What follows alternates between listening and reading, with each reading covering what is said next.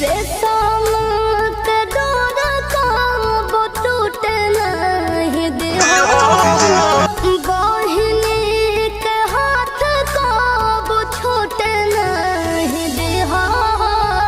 सुख दुख में सब दिन साथ रहबो हम गे, राम जी से मनबो बहिनी तोरे साथ जानम गे। तोरा खातिर करा